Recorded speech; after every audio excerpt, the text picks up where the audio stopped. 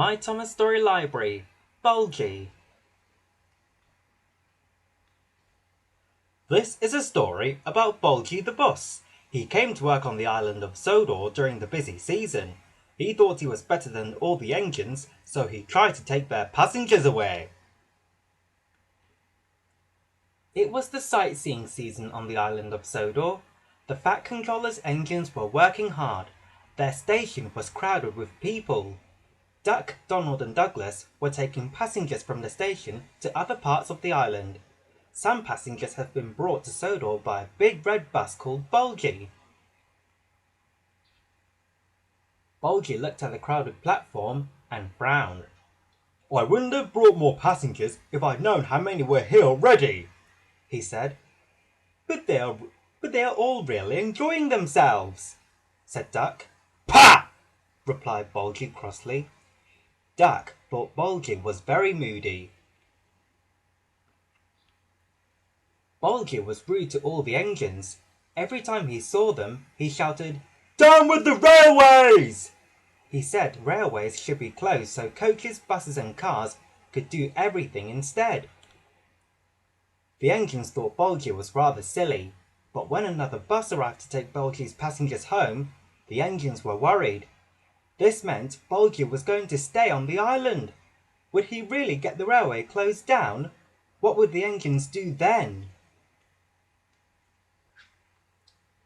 Bulgy told the passengers that he could get them to the big station faster than the engines could.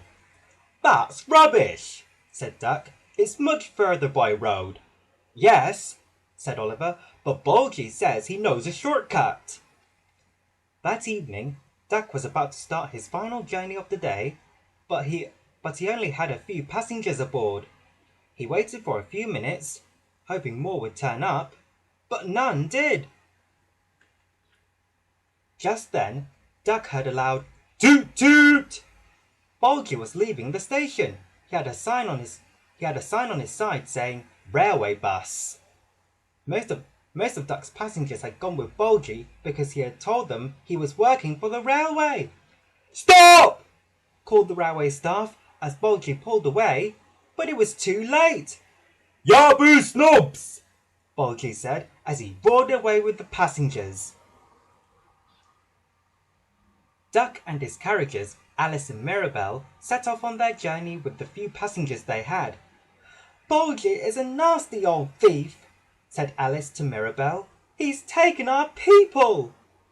Duck knew they had to stop Bulgy taking their passengers. If it carried on like this, the railway could be shut down. He wondered what they should do. But Bulgy was about to be stopped. His shortcut led down a narrow road with a low bridge.